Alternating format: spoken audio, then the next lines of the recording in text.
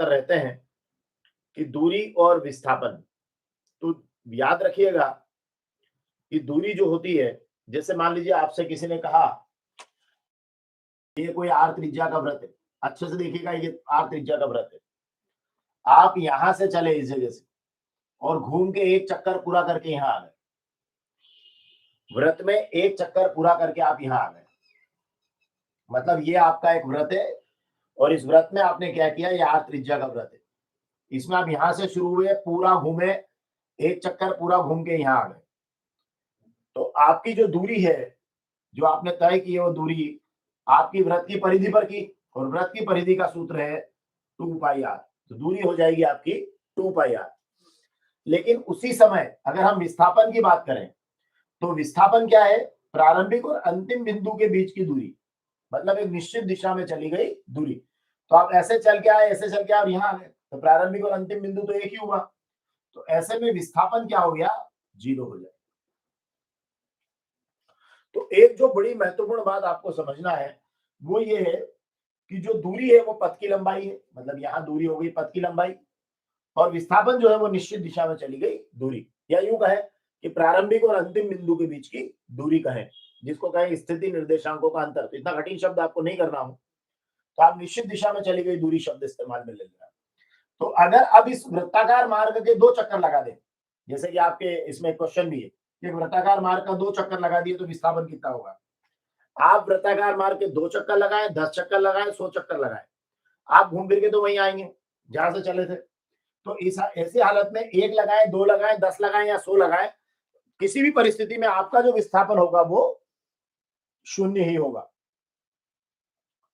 तो आपका जो विस्थापन होगा वो 0 होगा, लेकिन दूरी जो है वो 1 चक्कर की 2 पाई आर, 2 चक्कर की 2 पाई आर में 2 का गुणा कर देना, 3 चक्कर में 2 पाई आर में 3 का गुणा कर देना, ठीक है। ये 1 चक्कर की दूरी है। 2 चक्कर हो तो 2 गुणित 2 पाई आर, 3 चक्कर हो तो 3 गुणित 2 पाई आर। लेकिन विस्थापन के लिए हमेशा क्या लिखेंगे आप, 0 लिखेंगे। बहुत महत्वपूर्ण बता रहा हूं, वेरी वेरी आईएमपी, कि 2 चक्कर में चली गई दूरी जो है वो कितनी होगी, तो 2 गुणित 2 पाई आर, और 2 चक्कर में विस्थापन कितना होगा, तो 0 वृत्तीय मार्ग पर। और ये पथ की लंबाई है और ये निश्चित दिशा में चली गई दूरी है। तो ऐसे करते हुए आपका क्या होगा कि एक बड़ा महत्वपूर्ण प्रश्न ये भी प्रिपेयर हो जाएगा कि दूरी और विस्थापन में आप 2 अंतर लिखिए, तो ये 2 अंतर आपके दूरी और विस्थापन में होगा, ठीक है। ये 2 अंतर होगा कि दूरी अदिश राशि है, विस्थापन सदिश राशि है। दूरी जो है पथ की लंबाई है और विस्थापन जो है वो निश्चित दिशा में चली गई दूरी है। आगे बढ़ सकते हैं अपन। अब मैं आता हूं चाल पर। ये छोटे छोटे कॉन्सेप्ट हैं जो आपको एग्जाम में मार्क्स दिलाएंगे, और बेसिक से आपको मैं बता रहा हूं ये सब चीजें। चाल जो है वो, चाल बराबर, पहला पॉइंट आप ऐसा बना लेना कि चाल के लिए आप लिख सकते हैं ये भी, मतलब इसका अगर आप चाहें कि सर एक जैसे पॉइंट बता दीजिए, तो यहाँ पर फिर मैं एक जैसे पॉइंट बता देता हूँ। चलिए, कि चाल के लिए मैं फर्स्ट पॉइंट लिख देता हूँ ये अदिश है, ठीक है, और वेग के लिए लिख देता हूँ ये क्या है, सदिश है। तो फर्स्ट पॉइंट आपके ये सेम हो जाएंगे ऐसे, अदिश सदिश। अब चाल को आप दूरी से बनाना, चाल बराबर दूरी बटे समय, और वेग को आप विस्थापन से बनाना, वेग बराबर विस्थापन बटे समय। अभी इनके भी ये 2 अंतर पूरे हो गए, ये विस्थापन बटे, ये 2 अंतर इनके भी हो गए। तो चाल जो है वो दूरी से निकलेगी और वेग जो है वो विस्थापन से निकलेगा। तो जब आपको ये याद रहेगा, जब आपको याद रहेगा कि चाल बराबर दूरी बटे समय, तो फिर आप समझ जाएंगे कि चाल भी अदिश है और दूरी भी अदिश है। तो दोनों अदिश है। वेग बराबर विस्थापन बटे समय, तो इससे समझ में आ जाएगा कि विस्थापन सदिश है, वेग है, कि अगर आप आर त्रिज्या के वृत्त के अंदर 1-2 चक्कर पूरे लगाते हैं तो आपका विस्थापन जो है वो कितना होगा, 0 होगा। ये आपका एक अंतर, ये आपका दूसरे अंतर का क्वेश्चन हो गया। अब एक और मजेदार बात बताता हूं मैं आपको कि जो दूरी बटे समय, तो दूरी को काय में नापते हैं, इसमें मात्रक में कोई अंतर नहीं आएगा, मीटर, और समय को सेकंड, तो इसका मात्रक हो जाएगा मीटर प्रति सेकंड। वेग बराबर विस्थापन बटे समय, तो ये भी आपका हो जाएगा मीटर प्रति सेकंड। तो कई बार क्या होता है कि एग्जाम में ऐसे पूछ लिया जाता है कि चाल क्या है और इसका मात्रक लिखिए। तो आपको यहाँ लिख देना है चाल बराबर दूरी बटे समय, मतलब इकाई समय में चली गई दूरी को चाल कहते हैं। अगर परिभाषा नहीं याद हो तो डायरेक्ट लिख देना चाल बराबर दूरी बटे समय, और उसका मात्रक लिख देना मीटर प्रति सेकंड, और लिख देना अदिश राशि। पूछे तो लिखना, नहीं पूछे याद है तो लिख सकते हैं, कंफ्यूजन हो तो मत लिखना। जो बात कंफ्यूजन में जाए उसको नहीं लिखना। जैसे सदिश अदिश में कई बार मैं आपको बता देता हूँ, वैसे उसकी भी एक ट्रिक अभी बता दूंगा, उससे आपको पता रहेगा कि सदिश अदिश में कोई कंफ्यूजन आपको नहीं रहेगा। तो ये परिभाषाएं भी आपकी इससे क्लियर हो जाएगी कि चाल बराबर दूरी बटे समय, और मात्रक है इसका मीटर प्रति सेकंड। चाल एक अदिश राशि है, और वेग जो है वो विस्थापन बटे समय है, और उसका भी मात्रक मीटर प्रति सेकंड है, और वो है सदिश राशि है। तो इस तरीके से भी आप उसको बता पाएंगे।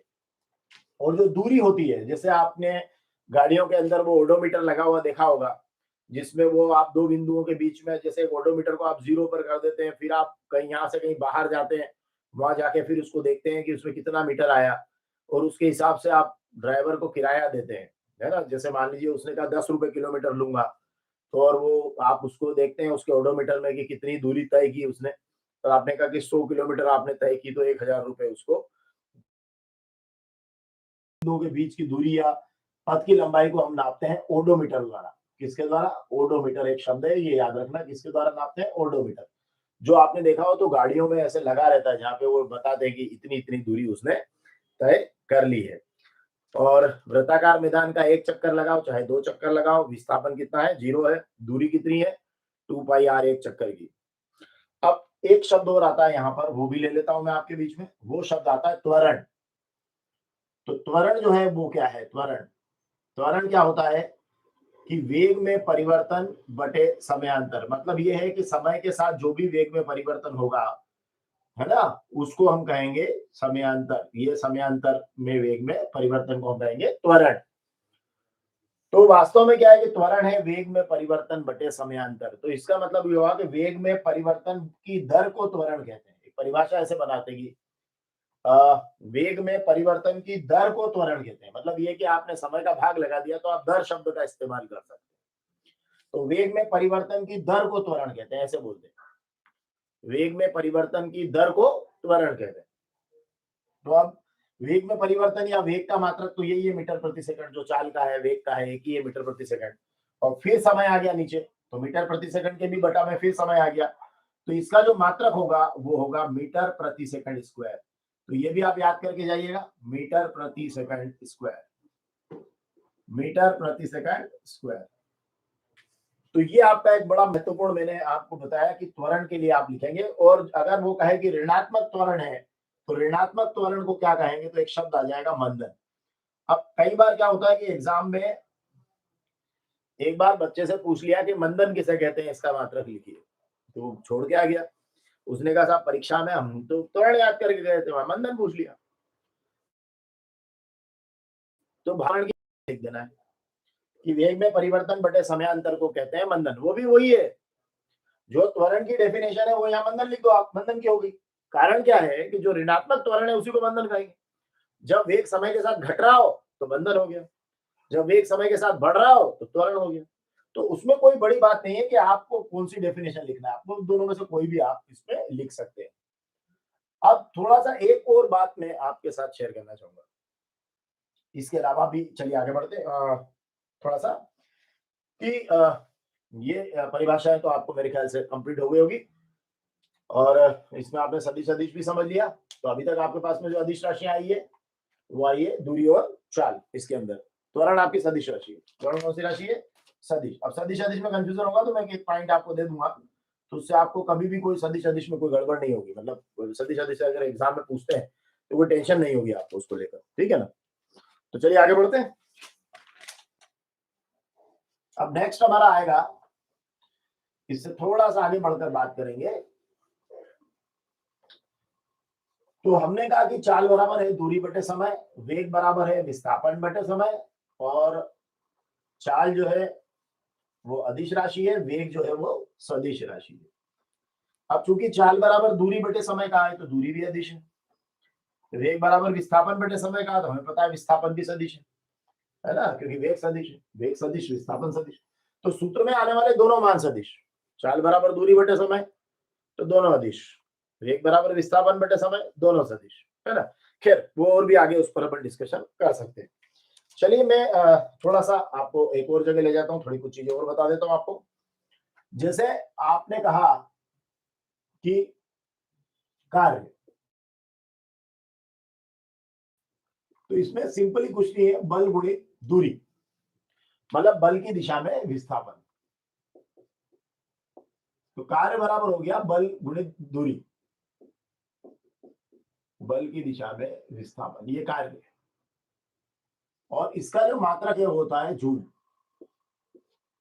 क्या होता है इसका मात्रक? जूल होता है। तो बल गुणित दूरी जो है वो आपका हो जाएगा कार्य, और वो उसका मात्रक क्या लिखेंगे आप? जूल। मतलब ये हुआ कि जैसे कोई वस्तु है, अब ये वस्तु है मान लो, है ना, ये वस्तु है, और इस वस्तु पर आपने जोरदार तरीके से बल लगाया। बल लगाने से ये वस्तु ऐसे हुई और यहां आ गई।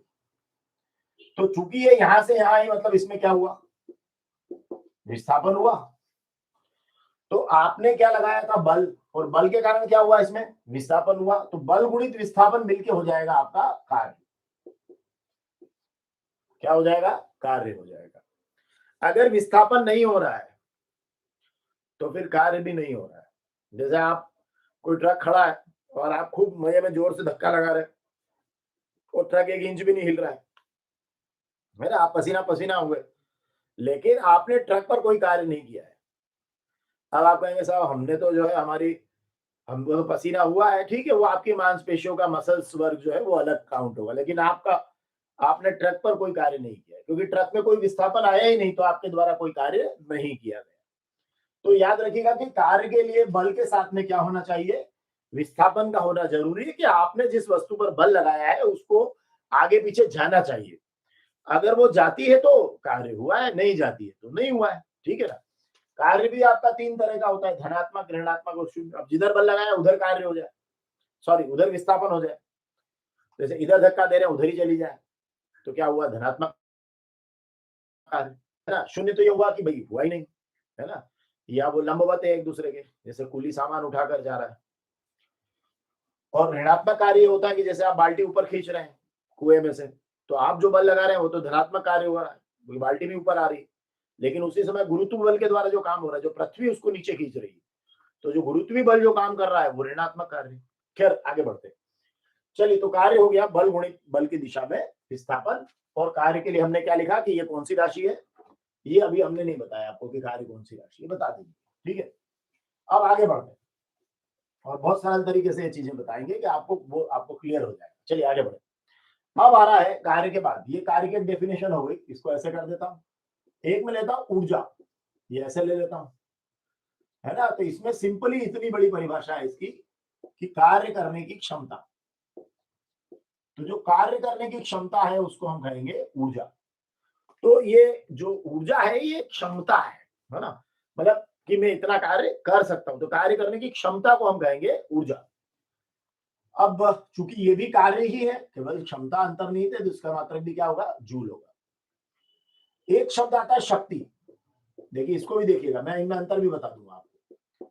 ये है कार्य करने की दर, कार्य करने की दर को शक्ति कहते हैं। इसका मात्रक है वाट। तो एक है कार्य करने की क्षमता, जैसे आप में बहुत सारा काम करने की क्षमता है, तो आप में ऊर्जा है। जैसे आपसे किसी ने कहा कि आप क्या ये सूटकेस मेरा उठाकर 50 मीटर दूर ले जाकर रख सकते हैं, तो आप बोलते हैं हाँ हाँ मैं रख सकता हूँ। 50 मीटर क्या, मैं 200 मीटर रख सकता हूँ, मुझ में क्षमता है। लेकिन आप कर नहीं रहे, आपने कहा कि नहीं वो अब में नहीं है, तो वो उसको आपकी शक्ति के रूप में नहीं माना जाएगा। लेकिन अगर आपने वही सूटकेस उठाकर 50 मीटर ले जाकर, तो फिर ये कहेंगे हाँ हाँ आप में शक्ति भी है। केवल आपकी क्षमता से काम नहीं चलेगा कि आप में बहुत सारी क्षमता है। अभी दुनिया को वैसे भी आपकी क्षमता से क्या लेना देना है? दुनिया को तो आप जब कार्य करके दिखाएंगे उससे लेना देना है।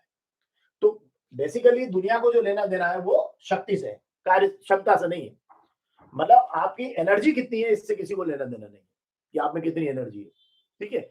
आप उस एनर्जी को यूटिलाइज कैसे करते हैं इससे लेना देना है। तो जो कार्य करने की दर है उसको हम कहते हैं शक्ति, और कार्य करने की जो क्षमता है उसको हम कहते हैं ऊर्जा। तो आपकी एनर्जी से ज्यादा आपकी पावर से लेना देना है ना, शक्ति से लेना देना।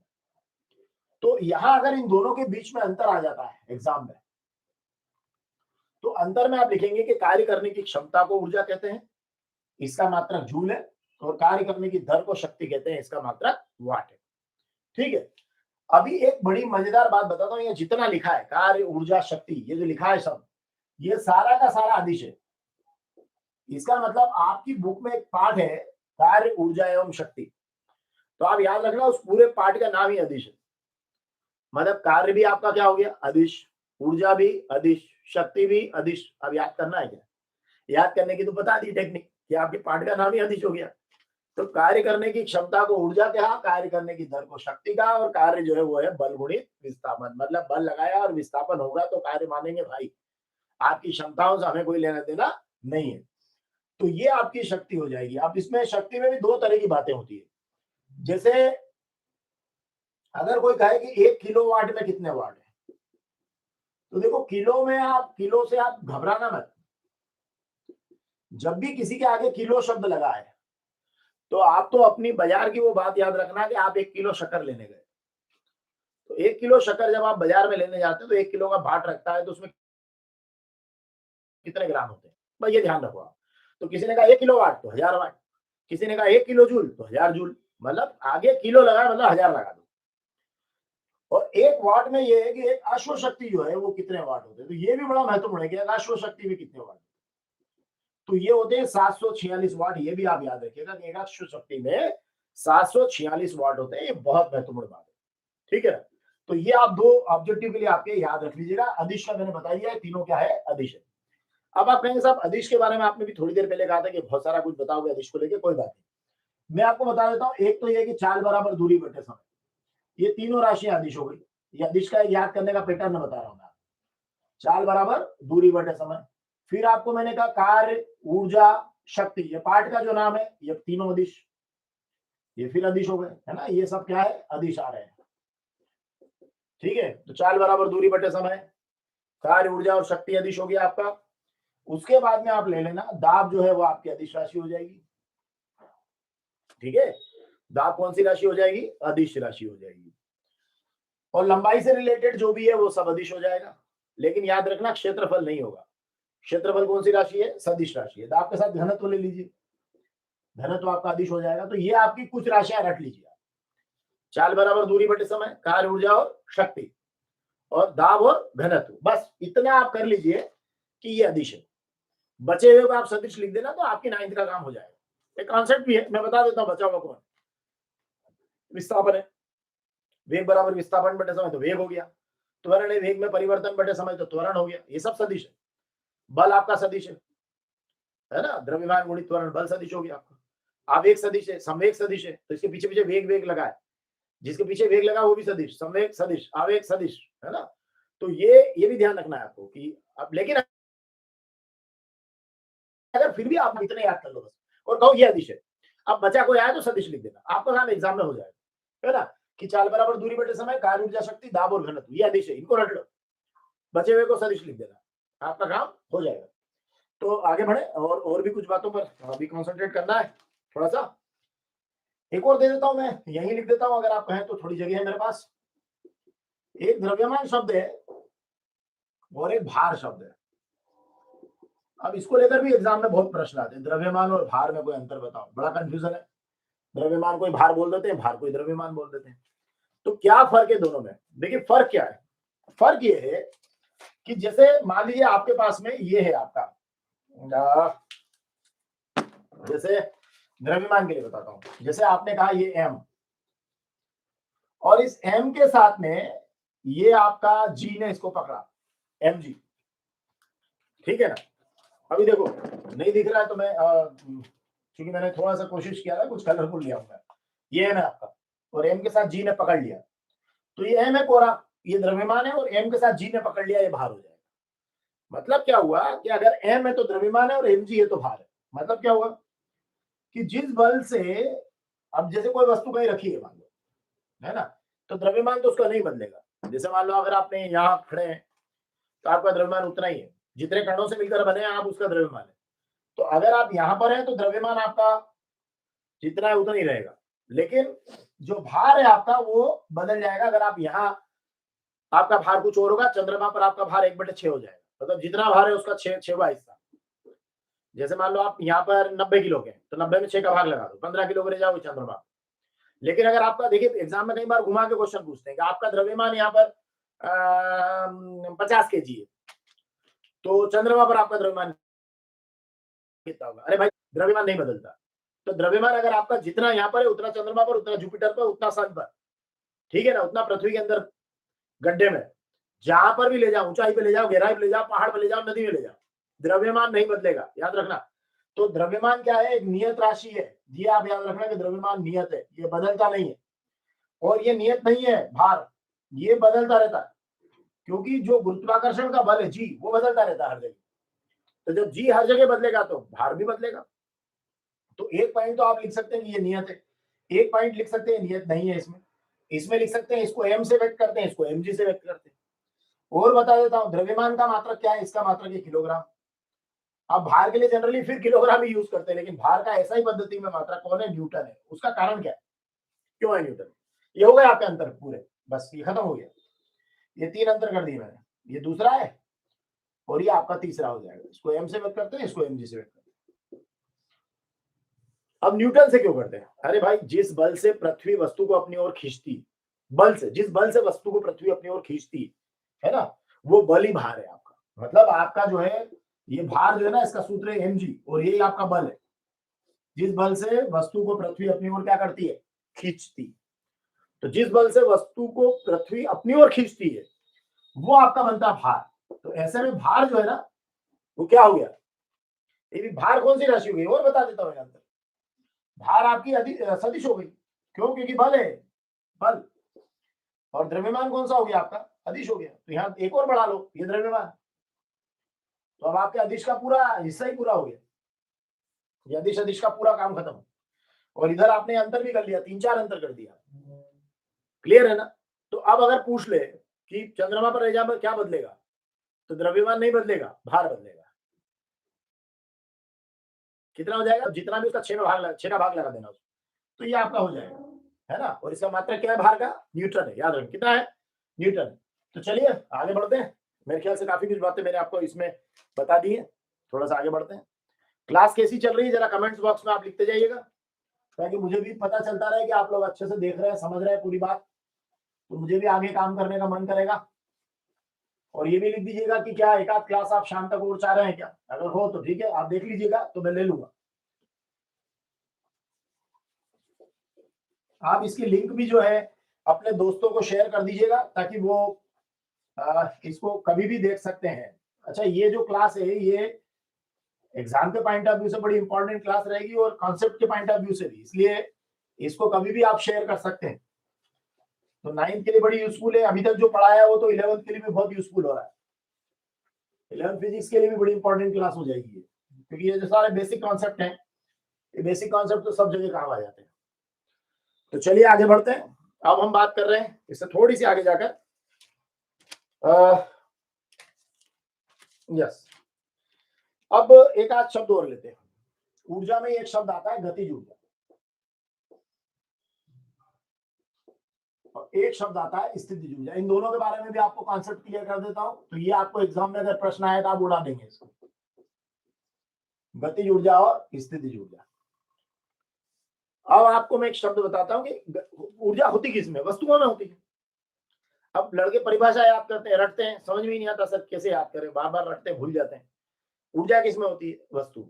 अब देखना आप, मैं एक शब्द लिख रहा हूं, ऊर्जा किसमें होती है? वस्तु में होती है। तो मैंने यहां लिखा किसी वस्तु में।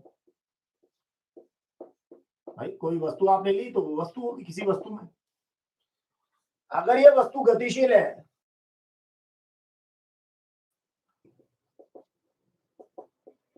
तो गति के कारण ऊर्जा को गतिज ऊर्जा कहेंगे। क्या कहेंगे? गति के कारण ऊर्जा को गतिज ऊर्जा कहते हैं। अब इसी परिभाषा को इधर देखो, किसी वस्तु में उसकी स्थिति या आकृति के कारण जो ऊर्जा होती है उसको स्थितिज ऊर्जा कहते हैं। ठीक है ना? तो ये आपका वो की वही परिभाषा मैंने इधर से उठा के इधर टिका दी है, स्थितिज ऊर्जा कहते हैं। तो किसी वस्तु में गति के कारण जो ऊर्जा है उसको गतिज ऊर्जा कहेंगे, और किसी वस्तु में उसकी स्थिति या आकृति के कारण जो ऊर्जा है वो जैसे आकृति से मतलब ये है कि जैसे अभी मैं दोनों के मतलब समझा देता हूँ।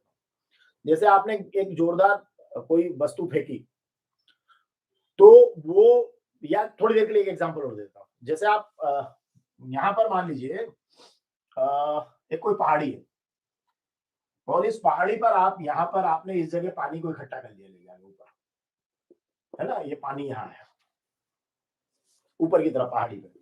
ये पूरी पहाड़ी, ये यहाँ आपका पृथ्वी का तल है। अब यहाँ आपने इस पहाड़ी पर क्या करा, इस पानी को इकट्ठा कर लिया बड़े तालाब में। अब इस पानी, चूंकि आप यहाँ से ऊपर ले गए इसको, तो देखो अभी जैसे मान ली सपोज वो पानी का द्रव्यमान था m, कितना था? m द्रव्यमान का पानी था, है ना? आप उसको h ऊंचाई तक ऊपर ले गए, ऐसे h ऊंचाई तक ऊपर ले गए, तब इस पानी में स्थितिज ऊर्जा है। तो इस पानी में जो स्थितिज ऊर्जा है वो mgh है, तो स्थितिज ऊर्जा का सूत्र हो गया mgh। अब इसमें कौन सी ऊर्जा है पानी के अंदर? स्थितिज ऊर्जा है। तो आपने उसको क्या करा, स्थिति के कारण ऊर्जा आ गई उसमें, आप ऊपर ले गए तो आप में उसमें स्थितिज ऊर्जा आ गई। अब क्या हुआ, अब देखिए बड़ी मजेदार बात कि जो भी उसमें उसकी स्थिति के कारण ऊर्जा आई, अब इस पानी को आप ऊपर से नीचे गिराइए। जब ये पानी ऐसे ऊपर से नीचे गिरेगा, होगा कि ये जो टरबाइन के जो बेल्ट के जो पंखे के वो रहते हैं ब्लेड्स, उन पर टकराएगा ये पानी। तो ये ब्लेड्स क्या होंगे, घूमेंगे। क्या होंगे? घूमेंगे। और घूमेंगे तो इनमें क्या होगी, गति आएगी। तो ये स्थितिज ऊर्जा यहां पर किसमें कन्वर्ट होगी? गतिज ऊर्जा में कन्वर्ट होगी, है ना? अब इसमें गति के कारण एक ऊर्जा आ जाएगी जो होगी गतिज ऊर्जा। बाद में वो यांत्रिक ऊर्जा, विद्युत ऊर्जा, सब तरह की ऊर्जाओं में कन्वर्ट हो जाएगी। तो कहने का मतलब जब बड़े बड़े ऊंचे ऊंचे बांधों पर पानी को एकत्र किया जाता है तो उसमें कौन सी ऊर्जा रहती है? स्थितिज ऊर्जा। जब वो पानी ऊपर से नीचे गिरता है तो वो स्थितिज ऊर्जा किस ऊर्जा में कन्वर्ट हो जाती है? गतिज ऊर्जा में। ऐसे बिजली उत्पन्न होती है। तो स्थिति के कारण जो ऊर्जा है वो स्थितिज ऊर्जा है, और गति के कारण जो ऊर्जा है वो गतिज ऊर्जा है। क्लियर है? और स्थितिज ऊर्जा का आपका सूत्र, क्योंकि ऊंचाई पर ले जाने पर स्थितिज ऊर्जा आ रही है तो आप समझ गए कि एच आएगा उसमें, है ना? और चूंकि उतने भार को उठा के ले जा रहे हैं ऊपर की तरफ, तो भार का सूत्र हमारा क्या है? mg है। तो mg में एच का क्या हो जाएगा? गुणा हो जाएगा, तभी तो कार्य निकलेगा, है ना? तो कार्य बराबर हो गया बल गुणित दूरी। बल मतलब भार जिसको ऊपर ले जा रहे हैं, तो वो हो गया mg, और दूरी हो गई h, तो ये हो गया mgh। इस mgh को आप ऊपर ले गए तो ये हो गई स्थितिज ऊर्जा। अब ये पंखा जब ये आपका नीचे आकर गिरा और उसको तेजी से ऐसे घुमाया, तो फिर इसमें गतिज ऊर्जा आएगी, उसका सूत्र है 1/2 mv। ये आपकी गतिज ऊर्जा होगी, गतिज ऊर्जा का सूत्र हो गया। तो अब आपको क्या करना है तो दोनों ही ऊर्जा है, तो दोनों ही ऊर्जा है, एक स्थितिज ऊर्जा है, एक गतिज ऊर्जा है। तो आपने जो सीखा वो ये है कि स्थिति के कारण जो ऊर्जा होगी उसको स्थितिज ऊर्जा कहेंगे वस्तु में, और वस्तु में उसकी गति के कारण जो ऊर्जा होगी उसको हम गतिज ऊर्जा कहेंगे।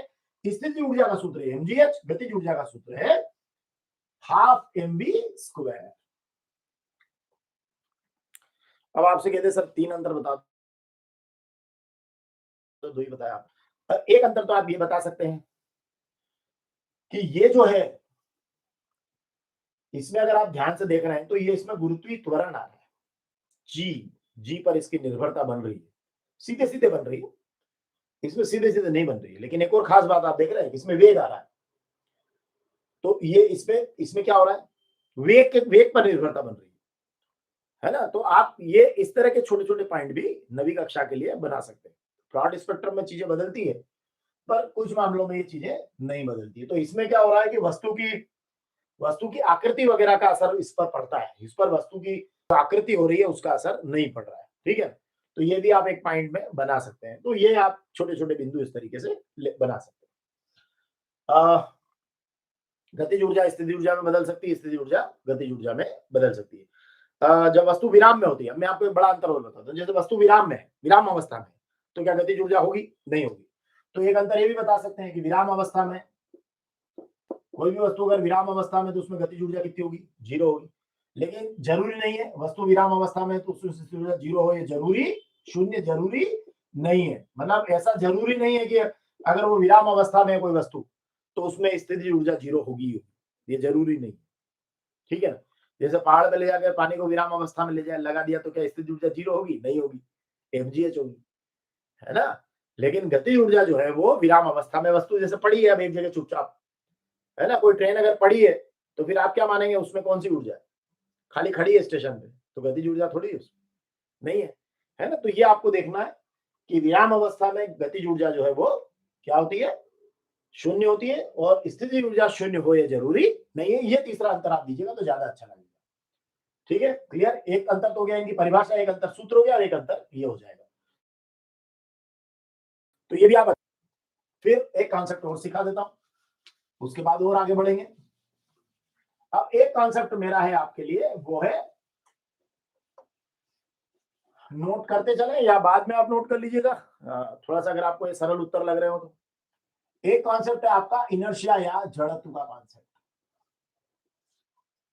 बहुत सरल परिभाषा आपको इसकी देना है जड़त्व। जड़त्व का रहेगा कि यदि कोई वस्तु है, मान लीजिए अब जैसे ये बस है, ये बस है ना, अगर ये अभी विराम में है, ठीक है, और ये यहां एक बस है जो गति की अवस्था में, एक विराम में एक गति में, तो वस्तु में जो जड़त्व है, एक तो आप ये बताइएगा कि यदि कोई वस्तु स्थिर अवस्था में है तो वह स्थिर ही रहना चाहिए, और यदि वो वस्तु क्या है, गतिशील अवस्था में, तो वह गतिशील ही रहना चाहिए। मतलब हर एक वस्तु की एक टेंडेंसी होती है, जड़त्व मतलब जड़ता, जड़ता, जड़ता मतलब अरे यार कहीं नहीं जाना यार, जैसे स्थिर है तो कहेगा अरे मुझे कहीं नहीं जाना, अगर वो गतिशील है तो नहीं नहीं मैं नहीं रुकूंगा, मैं चल रहा हूँ तो चल रहा हूँ, ये जड़त्व है। मतलब अगर कोई वस्तु स्थिर अवस्था में है तो वो स्थिर ही रहना चाहिए, और गतिशील अवस्था में तो वो गतिशील ही रहना चाहिए। वस्तु के इस गुण को हम क्या कहते हैं, वस्तु के इस गुण को कहा जाता है जड़त्व। तो ये जड़त्व क्या, वस्तु का कौन सा गुण हो गया कि वो अपनी अवस्था में परिवर्तन का विरोध करती है। तो वस्तुओं का वह गुण जिसमें वह अपनी अवस्था में परिवर्तन का विरोध करती है। अब आप कहेंगे सर ये याद नहीं हो रहा, अवस्था में परिवर्तन का विरोध, तो आप इसे याद करो कि यदि कोई वस्तु, यदि कोई वस्तु कौन सी अवस्था में है, स्थिर अवस्था में, तो क्या रहना चाहिए, स्थिर ही रहना चाहिए। गतिशील अवस्था में है तो क्या रहना चाहिए, गतिशील गुण कहलाता है जड़त्व। तो परिभाषा बहुत सिंपल हो गई कि यदि कोई वस्तु स्थिर अवस्था में है, या स्थिर दशा में है, या स्थिर स्थिति में है, तो क्या रहना चाहिए, वो स्थिर ही रहना चाहिए। जैसे यहाँ बस है, ये स्थिर है तो स्थिर ही रहना चाहिए, और अगर वो गतिशील अवस्था में है तो गतिशील ही रहना चाहिए, गतिशील ही रहना चाहिए। ये कहलाता है जड़त्व। अब इसको बोलते हैं विराम का जड़त्व। जड़त्व दो तरह का होता है, विराम का जड़त्व, गति का जड़त्व। तो अगर वो स्थिर अवस्था में है और स्थिर रहना चाहिए, चाह रही है, तो उसको हम बोल रहे हैं विराम का जड़त्व। और अगर वो गतिशील अवस्था में और गतिशील ही रहना चाह रही है, तो इसको हम बोल रहे हैं गति का जड़त्व। अब आप कहोगे सर गतिशील अवस्था में गतिशील ही रहना चाह रही, तो रुक कैसे रही, रुक क्यों जाती। आप जैसे मान लीजिए आप उसको एक्सेलेटर दे रहे हैं, वहां तो ठीक है, नहीं दे रहे हैं आपने, तब भी थोड़ी देर बाद जाके रुक जाएगी। साइकिल पेडल लगाना बंद कर दो, रुक जाएगी। तो आप बोलते सर वो तो कहाँ गतिशील रही हो, तो उसको अनंत गतिशील रहना। अरे भाई घर्षण बल भी तो लग रहा है टायर और जमीन के बीच में, तो वो बल उसको रोक रहा है, अदरवाइज तो अनंत चलती रहती। तो स्थिर अवस्था में तो स्थिर रहना चाहिए, गतिशील अवस्था में तो गतिशील रहना चाहिए। वस्तु का गुण कहलाता है जड़त्व। अब यहां से एक बहुत इंपॉर्टेंट प्रश्न बताता हूं मैं आपको, जो आपके, अच्छा ये आपका जड़त्व का जो नियम है, पहला नियम न्यूटन का, इसी से आप बना सकते हो कि यदि कोई वस्तु स्थिर अवस्था में तो स्थिर रहना चाहिए, गतिशील अवस्था में तो गतिशील ही रहना चाहिए, जब तक कि उस पर कोई बाहरी बल न लगा दिया जाए। मतलब जैसे स्थिर है, अब आपने दे दिया धक्का उसको, तो बल लगा दिया, नहीं लगाते तो ऐसी रहती। ये गतिशील है, ये चलती रहती है अनंत काल तक, पर आपने घर्षण का बल लगा दिया तो ये रुक गई। तो स्थिर अवस्था में तो स्थिर ही रहना चाहिए, गतिशील अवस्था में तो गतिशील ही रहना चाहिए, जब तक कि उस पर कोई बाहरी बल न लगा दिया जाए। इसको हम कहते हैं जड़त्व का नियम और न्यूटन का पहला नियम। तो जड़त्व, विराम का जड़त्व, गति का जड़त्व, इससे प्रिपेयर कर सकते हैं। अब इसमें एक इंपॉर्टेंट और बहुत इंपॉर्टेंट प्रश्न बताता हूं मैं। जैसे मान लीजिए बस है, अब ये बस अच्छी धनाधन स्पीड से चल रही है, खूब बढ़िया स्पीड से, तेजी से चल रही है। अब इसमें यहां पर इस सीट पर एक यात्री बैठा है ना, ये ऐसे चल रहा है। अब क्या हो रहा है कि एकाएक इसने, ड्राइवर ने यहां से लगा दिया ब्रेक, ये ब्रेक लग गया, तो ये आगे की ओर झुक जाता है। क्यों? अभी देखो उसका कारण। बस कौन सी अवस्था में? गतिशील अवस्था में। और जड़त्व के कारण, गति के जड़त्व के कारण व्यक्ति भी कौन सी अवस्था में? गतिशील अवस्था में। ब्रेक लगा दिया, तो ब्रेक लगा दिया तो ये चूंकि गति के जड़त्व है, गतिशील अवस्था में रहना चाहेगा तो किधर झुकेगा? आगे की ओर झुक जाएगा। तो आप अगर ब्रेक लगाने पर आगे की ओर झुकने की बात आए तो आप कहना गति के जड़त्व के कारण। आपके उत्तर में ये बात आना चाहिए, गति के जड़त्व के कारण, ये लाइन आना चाहिए कि ब्रेक लगाने पर आगे क्यों झुक जाता है। एक्चुअली क्या होता है, उसके शरीर का जो निचला हिस्सा होता है वो तो बस के संपर्क में रहता है। ब्रेक लगाया तो निचला हिस्सा तो संपर्क में, चूंकि डायरेक्ट है तो रुक जाता है, लेकिन आगे का हिस्सा तो चूंकि वो आगे जाना चाह रहा है गति के जड़त्व के कारण, तो वो आगे झुक जाएगा। तो ये गति के जड़त्व के कारण होता है। अब इसी गाड़ी में देखते हैं कि इसी गाड़ी में वो क्या कर रहा है ना, ये गाड़ी है और इसी गाड़ी के अंदर ये खड़ी है डिस्क, और एकाएक क्या होता है कि ये आगे बढ़ा देता है इसको, स्थिर अवस्था में थी, आगे बढ़ा देता है, ये व्यक्ति पीछे जाता है। अब ऐसा क्यों होता है? तो इस बार आप लिखेंगे कि पीछे जाएगा विराम के जड़त्व के कारण, क्योंकि गाड़ी के साथ वो भी कौन सी अवस्था में? विराम अवस्था में। अब गाड़ी एकाएक आगे चली गई तो वो किधर जाएगा? पीछे जाएगा। क्यों जाएगा? क्योंकि वो विराम के जड़त्व के कारण विराम अवस्था में ही रहना चाहेगा। अब वो शरीर का निचला हिस्सा तो गाड़ी के साथ चल देगा, वो ऊपर का हिस्सा तो जो डायरेक्ट संपर्क में नहीं है तो उधर पीछे की तरफ झुक जाएगा। तो ये दो प्रश्न आप जरूर तैयार करके जाइएगा, बड़े बड़े इंपॉर्टेंट करना चाहिए। अच्छा, एक और महत्वपूर्ण बात, आपसे अगर कोई पूछे कि किसका जड़त्व अधिक है, ध्यान रखना किसका जड़त्व, तो जड़त्व के लिए एक शब्द देता हूं मैं आपको, द्रव्यमान।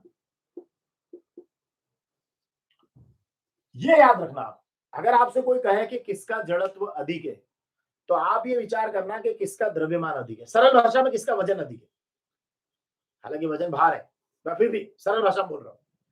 किसका जड़त्व ज्यादा है तो आपके सोचने के लिए बोल रहा हूं। वैसे तो कॉन्सेप्ट क्या है कि किसका जड़त्व ज्यादा है? जिसका द्रव्यमान ज्यादा है। ओके, आप ये सोचना कि कौन ज्यादा, मतलब जिसमें वजन वजन ज्यादा है, आप ऐसे सोच लेना। अब जैसे आपसे क्वेश्चन पूछा कि एक साइकिल और बैलगाड़ी में या साइकिल और रेल में किसका जड़त्व ज्यादा है? किसका ज्यादा है? रेल का। भाई रेल को चलाने में भी ज्यादा ताकत लगाना पड़ेगी और रोकने में भी ज्यादा लगाना पड़ेगी, मतलब उसका जड़त्व क्या है? ज्यादा। सरल कांसेप्ट होता है, जिसका द्रव्यमान ज्यादा उसका जड़त्व ज्यादा। अगला पूछता हूं मैं आपसे, 5 रुपए का सिक्का और 1 रुपए का सिक्का, 5 रुपए के सिक्के का जड़त्व ज्यादा होगा क्योंकि ज्यादा द्रव्यमान है उसका। अच्छा, ये बताना, एक रबर है और उसी आकार का एक पत्थर है, किसका जड़त्व ज्यादा होगा? पत्थर का। क्लियर है ना? चलिए अब मैं एक और बताता हूं, अगर 1 किलो रुई है और 1 किलो पत्थर है, किसका जड़त्व ज्यादा है? आप कहना दोनों 1-1 किलो है ना, बात खत्म करो। द्रव्यमान बराबर, जड़त्व बराबर। अब कॉन्सेप्ट समझ में आ गया?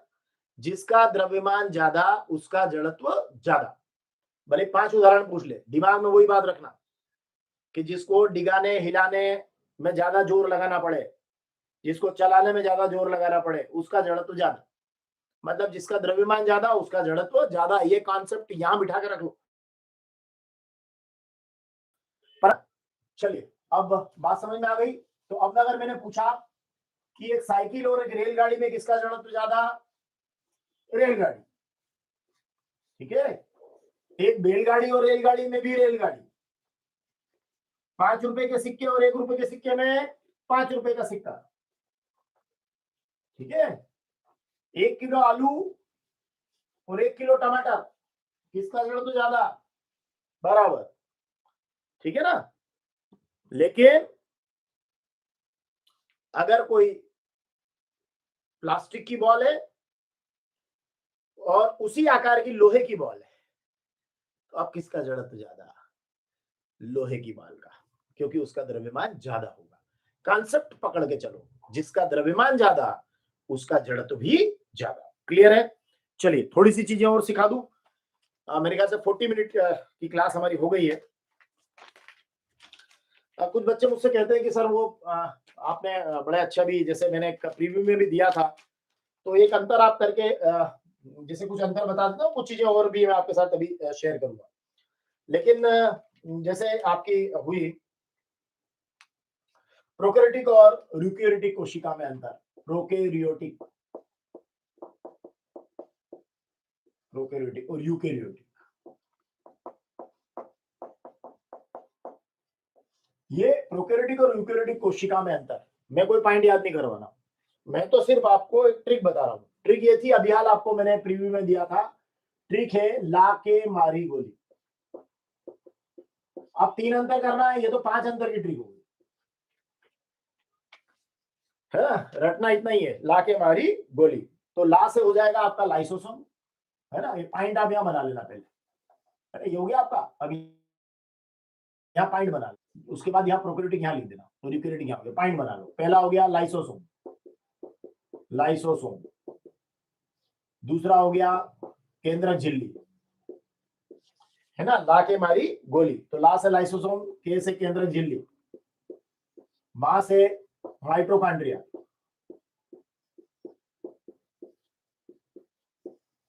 हो गया। बस बहुत है ना। आप चाहो तो 4 से रिक्तिका भी लिख सकते हो, ये ला के मारी, और गोली से गोल्जी का लिख देना, हो गया ला के मारी गोली। ये देखो ला के मारी गोली। और इसमें प्रोकैरियोटिक कोशिकाओं में आप लिखेंगे, प्रोकैरियोटिक कोशिकाओं में आपको लिखना है कि ये सब अनुपस्थित है, और यूकैरियोटिक कोशिका में लिखना है आपको ये सब क्या है, उपस्थित है। खत्म। अब प्रोकैरियोटिक और यूकैरियोटिक कोशिकाओं में जब भी अंतर आए, आप ये वाला पॉइंट याद रखो, ला के मारी गोली। अगर आपको ला के मारी गोली याद है और पहले प्रोकैरियोटिक लिखना है, ये ध्यान रखना। अब सारा उल्टा पुल्टा कैसे होता है ये भी बता देता हूँ। परीक्षा में आ जाता है यूकैरियोटिक कोशिका और प्रोकैरियोटिक कोशिका में अंतर लिखिए, तो आप जाहिर है उसने यूकैरियोटिक पहले लिखा, आपने यूकैरियोटिक पहले लिख दिया, इधर प्रोकैरियोटिक लिख दिया। ट्रिक भी याद है, ट्रिक के पॉइंट में लिख दिए। गड़बड़ कहाँ हुई? गड़बड़ यहाँ हुई कि आपने यहाँ पर सारे क्रॉस, यहाँ राइट लगा दिया, पूरा का पूरा उत्तर गलत हो जाएगा। आपको ये याद रखना है कि पहले पी लिखना है फिर यू लिखना है, प्रोकैरियोटिक यूकैरियोटिक। वैसे भी पी के बाद एबीसीडी में यू आता है, P Q R S T U, तो पहले पी लिखना है फिर यू, मतलब इधर प्रोकैरियोटिक इधर यूकैरियोटिक। ये आपकी ट्रिक याद करने की, याद रखना। तो क्लियर है, ला के मारी गोली, ला से लाइसोसोम, के से केंद्रक झिल्ली, मा से माइटोकॉन्ड्रिया, री से रिक्तिका, और गौ से गोल्जी का। तो ये आप जो है, या गोल्जी उपकरण, और इसमें प्रोकैरियोटिक में सभी अनुपस्थित, यूकैरियोटिक में सभी उपस्थित। तो इसको भी आप याद कर सकते हैं। एक आपका हो जाएगा कि मान लो आपसे पूछे कि जंतु, अभी भी है ना, 3 ही पॉइंट तो पूछ रहे हैं, है ना। तो उसने कहा जंतु और पादप में अंतर बताइए, तो आप पहले पादप लिखना फिर जंतु। एक ट्रिक बना लो, दिमाग में रखना कि पहले किसको लिखना है। तो आपने लिखा पादप कोशिका, पौधे हैं तो हम है, इसलिए पादप पहले लिखो, जंतु बाद में। पॉइंट इधर लिख देना। इसमें भी वही सिखाऊंगा मैं, आप ये बिंदु हो गया, ऐसे लिखना बिंदु करके। अब इसकी ट्रिक क्या है, कोशिका हरी कैसे, कोशिका हरी कैसे, हरी कैसे। अगर आपको पूरा याद नहीं हो तो कोशिका हरी कर लो, 3 बिंदु बहुत है। तो पहले तो हो जाएगा कोशिका भित्ति, है ना। फर्स्ट आपका हो गया कोशिका भित्ति, ये कोशिका का निपट गया। ह से हरित लवक, री से रिक्तिका, बस बहुत है इतना, है ना। कोशिका भित्ति, हरित लवक और रिक्तिका। अब इसमें लिखना पादप कोशिका में, हरित लवक से आपको पता चल जाएगा राइट किधर लगाना है, पादप में रिक्तिका, और यहाँ रिक्तिका होती है बड़ी। जंतु कोशिका में ये तीनों नहीं होते, अगर थोड़ी बहुत रिक्तिका होती भी है तो वो छोटी होती है। यहाँ लिख देना, या तो नहीं होती है या छोटी होती है। यहाँ तीनों में राइट, यहाँ तीनों में रॉन्ग, और यहाँ क्रॉस लगा रहे तो उसके साथ एक और ऑप्शन जोड़ देना, इसमें छोटी रिक्तिकाएं या तो नहीं होती है या छोटी होती है। तो कोशिका हरी कैसे, तो कोशिका, ये कोशिका हरी, हरी से ही हो जाएगा आपका, हरी से हरित लवक बना देना और बाद के बचे हुए री से रिक्तिका बना देना। पादप में तीनों राइट लगा देना, जंतु में तीनों क्रॉस कर देना, तो आपका ये वाला अंतर भी क्लियर हो जाएगा। अब एक अंतर और आपके इसमें पूछा जाता है जाइलम और फ्लोएम में, तो ये भी मैं आपको बता देता हूँ, ऑब्जेक्टिव भी हो जाएगा इससे। जाइलम में आप लिखिएगा जल का वहन, है ना, ये ऐसी और ये भोजन का वहन। जैसे पौधों में, अब पौधों में क्या होता है कि जैसे जड़ है, अब जड़ से पूरे पौधे में पानी ऊपर जा रहा है, तो वो कौन ले जा रहा है, जाइलम। तो जाइलम क्या करता है, जल का वहन करता है। और फ्लोएम क्या करता है, जैसे पत्तियों भोजन बना है, तो प्रकाश संश्लेषण की क्रिया पौधे के किस भाग में होती है, तो आप बताना प्रकाश संश्लेषण क्रिया पौधे के पत्ती वाले भाग में होती है। और जाइलम क्या करता है कि जो जड़ से जो है जल को ऊपर पहुंचाता है। तो जाइलम में जो जल का प्रवाह होता है, मतलब जाइलम की जो वर्किंग होती है वो एक दिशा में होती है, मतलब ये पदार्थों को एक दिशा में भेजता है, और जो फ्लोएम होता है वो पदार्थों को सभी दिशाओं में भेजता है। आप सभी दिशाओं में क्यों भेजता है बताओ? सभी दिशाओं में पदार्थों को भेजता है या भोजन को भेजता है। यूं लिख देना, ये जल का वहन करता है तो जल को एक ही दिशा में भेजता है। ये भोजन बनाता है, भोजन का वहन करता है तो भोजन को सभी दिशाओं में भेजता है। कारण देखो, समझो, अब जाइलम है, वो पानी को किधर ले जा रहा है? ऊपर की तरफ, तो ऊपरी दिशा में तो भेज रहा है। पानी किधर भेजेगा? ऊपर भेजेगा। फ्लोएम जो है वो भोजन का वहन कर रहा है, भोजन का बन रहा है पत्ती में। अब पत्ती से तो वो भोजन कहाँ जाएगा? ऊपर भी जाएगा, नीचे भी जाएगा, दाएं भी जाएगा, बाएं भी जाएगा, सब दूर जाएगा। तो वो सभी दिशाओं में भोजन का वहन करेगा। बस ये दो अंतर आपके क्लियर हो, खत्म। तो जाइलम और फ्लोएम में जब अंतर आए, ये पॉइंट लिखिएगा। पादप कोशिका, जंतु कोशिका में ये लिखना है, प्रोकैरियोटिक और यूकैरियोटिक में ये लिखना है। आप चाहें तो स्क्रीनशॉट कर लीजिए, आपको ये अच्छे से प्रिपेयर करके जाना है एग्जाम में, ठीक है ना? तो ये अंतर भी एग्जाम के पॉइंट ऑफ व्यू से बहुत इंपॉर्टेंट हो जाएंगे। और भी अगर अंतर की आपको ट्रिक्स वगैरह देखना है तो मैं आपको अभी एक लिंक में अंतर शेयर कर दूंगा, तो आप उसको देख पाएंगे। तो हमने जो बात समझी या सुनी है वो क्या है आपका, कि जो आपकी प्रोकैरियोटिक और यूकैरियोटिक कोशिका में जो आपका अंतर है, वो अंतर आपका क्या हो गया कि ला के मारी गोली। ला से लाइसोसोम, के से केंद्रक झिल्ली, और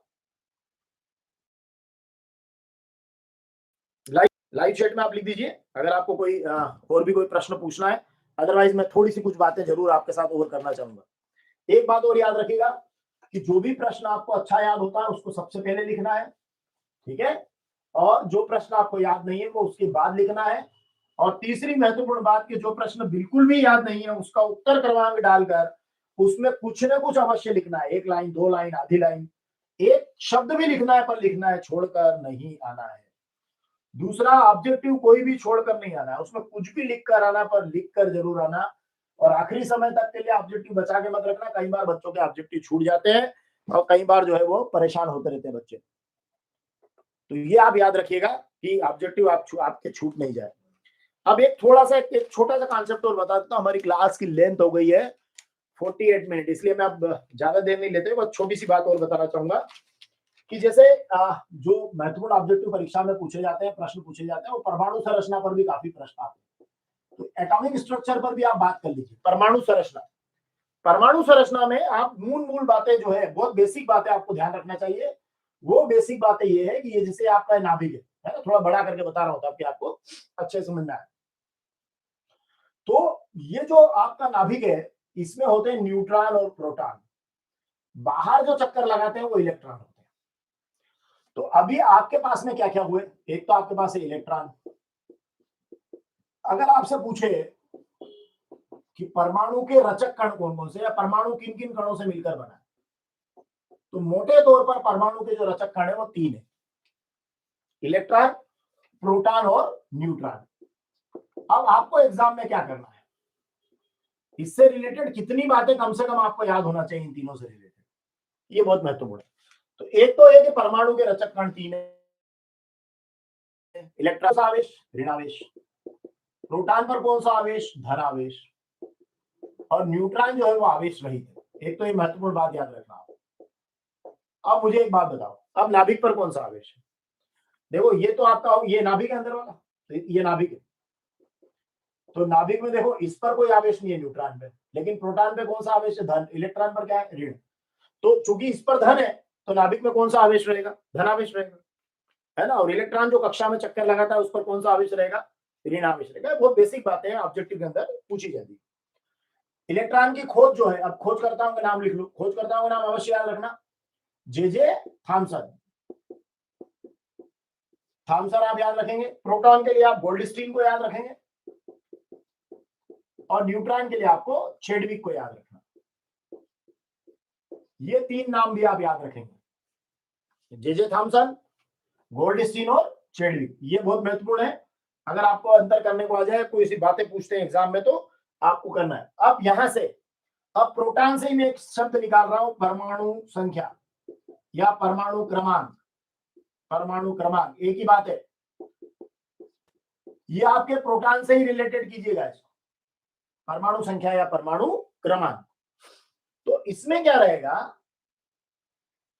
कि जो किसी भी तत्व का जो परमाणु होता है, उस परमाणु के अंदर जो प्रोटॉन की संख्या होती है, किसकी संख्या, प्रोटॉन की संख्या को ही हम कहते हैं परमाणु क्रमांक। तो किसी भी तत्व के परमाणु में जो प्रोटॉन्स की संख्या होती है उसको कहते हैं परमाणु क्रमांक। तो परमाणु क्रमांक हो गया हमारा प्रोटॉन की संख्या। जैसे कार्बन, अब कार्बन में 6 प्रोटॉन है, तो कार्बन में कितने प्रोटॉन है, 6 प्रोटॉन, तो कार्बन का परमाणु क्रमांक हुआ 6। तो ये हमारी हो जाएगी परमाणु संख्या, ये परमाणु संख्या शब्द आ गया या परमाणु क्रमांक आ गया।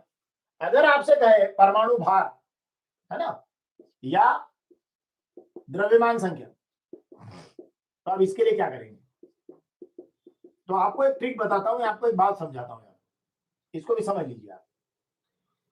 ये जो नाभिक के अंदर N और P है, क्योंकि परमाणु का जितना भी द्रव्यमान है, मैक्सिमम द्रव्यमान उसके नाभिक पर है, और नाभिक में 2 चीजें हैं, न्यूट्रॉन और प्रोटॉन।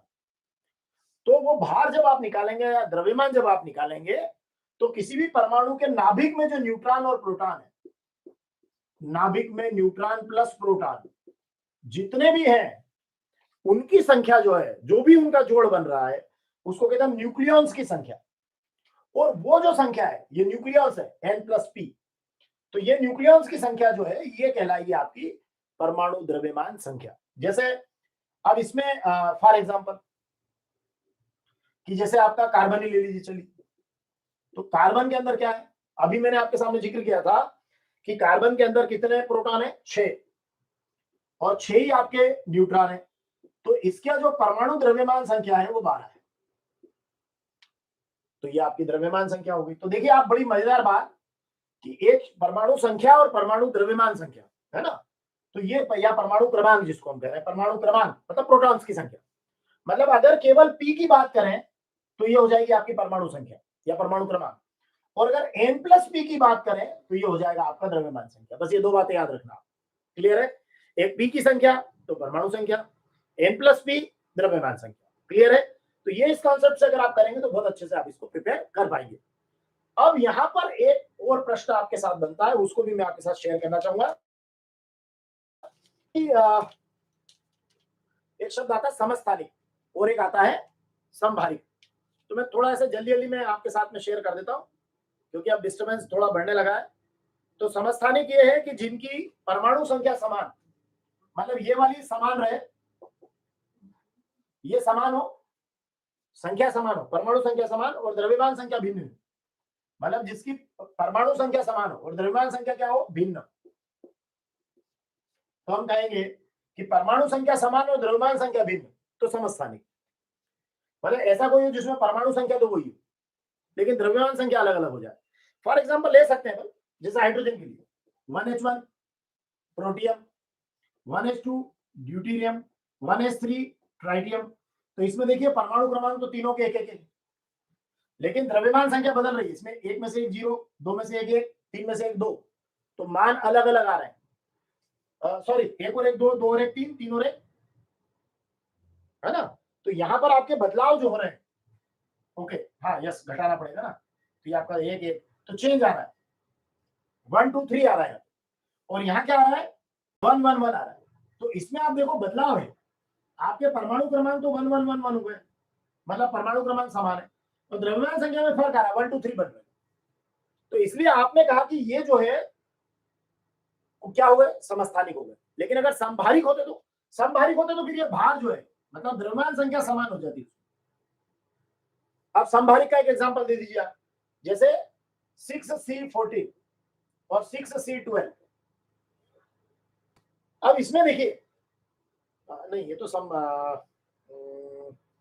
ये नहीं, सी का तो एग्जांपल ले नहीं सकते पर, है ना। 6C12 ले लिया आपने या 6C14, एक काम करो 6C14 ले लो और एक नाइट्रोजन ले लेते, है ना। तो ये आपके हो गए संभारिक। देखो आप संभारिक, अब कैसे हो गए देखो आप, परमाणु संख्या समान है, नहीं द्रव्यमान संख्या समान है, संभारिक है ना, ओके संभारिक। तो ये 14, ये 14, तो द्रव्यमान संख्या समान हो गई 14 और 14, और परमाणु क्रमांक भिन्न भिन्न हो गए, एक का 6 एक का 7, तो ये कौन हो गए, संभारिक। ठीक है ना। तो अब आपने जो मोटे तौर पर एक्चुअली क्या हो रहा है, यहां से मैं आपको स्पष्ट कर देता हूं, है ना। देखिए बहुत ही क्लियर कर दूं, देखिए ये आपका हुआ समस्थानिक और ये हुआ समभारी। पहले लिख लेता तो इतना कंफ्यूजन नहीं होता। देखिए आप, क्योंकि यहाँ भीड़ भाड़ में कंफ्यूजन हो गया। क्या देखिए समस्थानिक क्या है, इसमें परमाणु संख्या समान, इसीलिए एक जगह रखें। द्रव्यमान संख्या भिन्न भिन्न। अब परमाणु संख्या समान है, द्रव्यमान संख्या भिन्न भिन्न है, तो कार्बन का ही ले लो।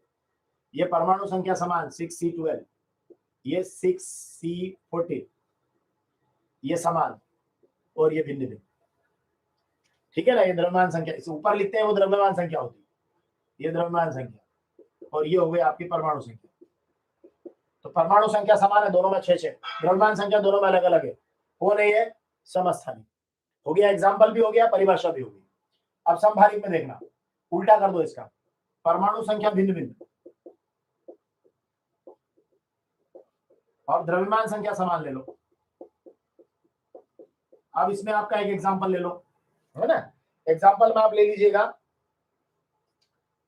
ये कार्बन वाला ही उठाता हूं, इसीलिए मैंने इसको इस एग्जाम्पल को सेम सेट किया है कि ये 6C12 हो गया और यहाँ हो जाएगा आपका नाइट्रोजन ले लीजिए 7N, 6C14 वाला ले लो, इसमें सेकंड वाला अब 7N14। अब आप देखिए, ये देखिए द्रव्यमान संख्या समान हो गई, ये द्रव्यमान संख्या ये समान हो गई 14 14, लेकिन आपकी परमाणु संख्या भिन्न भिन्न हो गई, तो तत्व भी बदल गए, ये 6 एक साथ।